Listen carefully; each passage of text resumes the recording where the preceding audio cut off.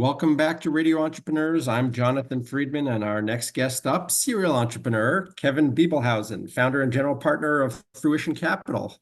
I should say, welcome back to Radio Entrepreneurs. Yeah, good to see you again. So good to see you. I don't know if you're called a serial or a parallel entrepreneur. You got a lot of balls in the air all the time. That actually, I think parallel is a better description at this point. Yeah, I like that actually. I might steal that and put that in my There, bio.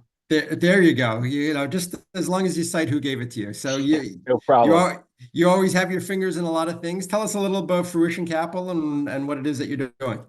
Yeah. So Fruition Capital is a firm, is a fund we a couple partners and I started about a year ago and raised a small fund in year one to invest in acquisition entrepreneurs. So specifically those that are self-funding their deal, which really just means they're not taking outside capital to actually pay for the search. They're doing it on their own time, either funding it via their own savings. They're working another job. Like that's what I did when I was going to buy my company, is I continued working full time. They're typically people who are kind of burnt out with corporate and want to do something different and want to own their career a little bit more, want to buy equity in a company and run the company and grow. Um, and then there's other models where they would raise funds in order to essentially support themselves and maybe their family. And that's what we call traditional search. But Fruition was formed to kind of back these. I think of them as more scrappier entrepreneurs, people who kind of just get it done. And that's, taking a huge bet on themselves by funding their own search, doing it nights and weekends if they have to, doing it during the little breaks in the day that you possibly get. I mean, I remember taking my laptop into, different little meeting rooms when I was in the office just to try and get, some separation. Um, it's those people, people that are willing to kind of put the work in between the rest of life and not have to put everything on hold. And then they take a further bet on themselves by personally guaranteeing debt when a business is acquired. So typically when these self-funded searchers acquire a business, obviously there's a combination of debt and equity that goes into it. The kind of special thing about self-funded search is the debt instrument, and that's with an SBA loan. So the listeners may have heard of an SBA 7A loan. It was historically used basically for like working capital, growth, et cetera, for lower middle market companies. So if I'm running a business, I need capital. It's the longest term, longest amortization you're going to get in sort of commercial financing. So it's a good deal that way. But up until maybe, I don't know, a decade ago, it wasn't really common to buy companies with this loan product, and now it's becoming actually quite popular. They're teaching it at all the business schools. They're teaching it, everywhere on the internet. You could see it's becoming a very hot asset class. But we've kind of been around this space since the beginning. So one of the And challenges, if I may, if I'm not yeah, mistaken, with the SBA loans and debt in general is you need the track record and you need the collateral behind it on some level, generally. yeah, So it's not as easy as oh, I've identified a company and first time entrepreneur, can I have the dough?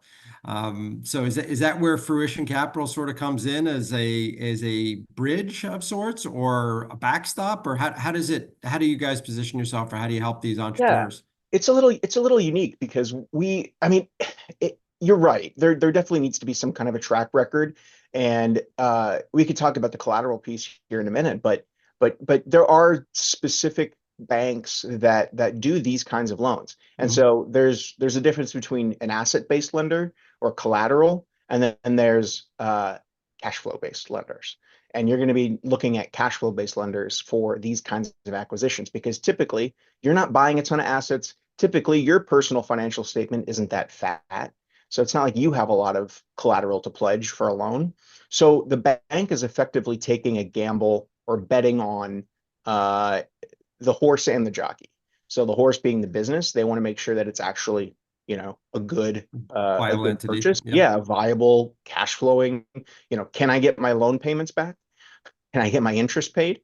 And then you, I mean, like, are you a good fit for the business? Do you have management experience? Do you have management experience in a particular area? You don't have to have management. I mean, I bought a textile company. I don't have any textile experience, but what I do have is like a decade plus of managing teams, doing all kinds of different process improvement, just general leadership and management responsibilities over a decade in corporate America, which I think probably a lot of your listeners do.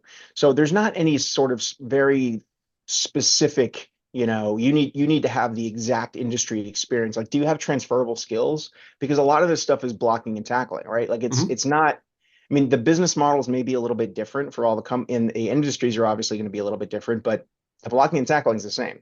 Right. The So if mechanics you of running can, the business day in, day out yeah, are the same. Yep, gotcha. yeah, exactly.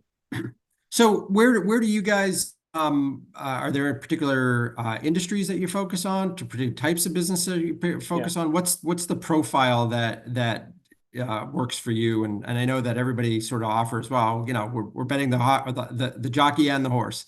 Um, but anything more specific in terms of Yeah. where you guys look? Yeah, and Or I was talking to a guy who's actually exiting the military. And he was an MBA. He's a business school classmate of mine, and he's looking to kind of do this after he retires. And that's kind of a common story actually with a lot of retiring military folks who are interested in this sort of career track. But I was talking to him, and he was asking the same question, like, well, what do you guys look for as far as like your buy box, your criteria? And I said, with a caveat that we're one fund. Just because your business that you find doesn't meet our criteria doesn't mean it's a bad business. It just means that it's not a fit for our strategy. Um, and so we look a little bit upmarket at deals that are above $1 million in EBITDA. Um, our model is to write larger checks into bigger deals. So a lot of self-funded search deals end up being in that 500,000 EBITDA to about 1 million. Like that's kind of a sweet spot. We Mhm. don't do those. We do the higher deals. We do the bigger deals. And so our model is to write a 600 to $800,000 check into one of these acquisitions. And basically, so a good example would be the deal that I acquired. So I had to raise $800,000, and I raised it from all small check investors Mhm. before funds. There was a lot of funds or anything in this space. And so Fruition, if I was raising from Fruition, they would have written a $600,000 to $700,000 check into my deal, and then said, okay, you are responsible, let's say, for the remaining 100,000. It's a good experience for you to go out there and kind of take your reps. Talking to investors, you're going to want to get people on your side, so you're not solely dependent on a fund. We can absolutely introduce you. What we do in the fund is we also offer co-invests. So a lot of our LPs are in the fund because they also get deal flow, and then they'll co-invest along with what's invested in the fund, right? So we'll go back to our LPs and say, hey, we have extra room in this deal. Is anybody interested in writing a check directly into the deal? So we can help that way. We've also got huge networks of investors that aren't necessarily LPs in the fund, but we can help them kind of we can kind of help hold their hand as as they go through the raise, which is something that doesn't really happen, normally. Like nobody really held my hand through the raise. I kind of got a list of people, and then I just smiled and dialed and sent a bunch of emails and set up a bunch of calls and just made it happen. Here it's a little bit more white glove. And in this particular case, in Fruition Capital is typically acquisition capital, or is it working capital needs as well? Oh, good question. Yeah. So for Fund One, it was definitely well, actually, it was acquisition and growth capital. So it was people who were already. We did 2 or 3 deals that were growth capital, where they had an existing business. They were looking to do an add-on, and then we came in and basically funded that equity portion. So yeah, we've been both straight new acquisition and growth capital, not necessarily working capital, but yeah, we've been looking at those growth equity deals. We've been looking a little bit more into traditional search, and being gap equity for that, and then independent sponsors. That's been Is a growing. area Because for us. I find that's one of the areas that entrepreneurs that are acquiring companies often, it's the ability to see the working capital needs clearly from the outside when you make the acquisition. And many companies that have the dough to make the acquisition come up short on the working capital side. Yeah, Um, you're talking to a guy who's been through that, like you're 100% right. And I've lived that for the last couple of years where I did buy a company that has high working capital needs. And I have a lot of inventory and I have longer AR days. And it's tough. It's tough without the actual, like I don't have a line of credit with the business. right. Like So, that's a very important thing that I've literally been working on it for the last 2 years to try and right. get it done. So like if you don't get something, if you make a mistake kind of up front and you're like, oh, I probably, everybody told me I should have gotten a line of credit and I just, it's like whatever, like I just need to get this deal done. Like, deal fatigue is real and you will make compromises to get a deal done. And some things you shouldn't compromise on, Well, at the like end of the day, so the challenge is, you're always taking out of one pocket and putting to another to keep the ship running. And yeah, you look at it and say, well, if we had, whatever, six-figure line of credit, make life a little bit easier for those, it's we don't have sure a to. lot easier to sleep at night. Yeah, Yeah, and I wouldn't have to 100%. chase my AR as hard as I do because I could, wait for it to come in and bridge with working capital needs. So, Yeah, and yeah. it all sounds very simplistic on the surface of it, but as you know, as a tried and true entrepreneur and being in the trenches, there's a lot of pieces that have to come together, and it's got to be a finely oiled machine to throw off the ultimate, which is cash flow. And Yeah. so. Good stuff, Kevin. If people want to reach out to you, talk a little bit more about Fruition Capital. We didn't get into it today, but you are in the process of raising a second fund. Yeah. Yeah, and so going to be doing some more acquisitions. Just one other question. Are you agnostic as to geography, anywhere in the country or beyond the US or specific to a particular Yeah. region? Yeah. So fund one, we were focused on the US. Fund two, we'll be expanding into UK and Canada. So we're actively we've seen a lot of interest out of Canada and specifically like Ireland, England. There's been a lot of interested kind of search deals over there. Um, I know there's a couple funds that are investing a lot overseas too. So I think there's a lot of opportunity for this sort of whole model to grow internationally.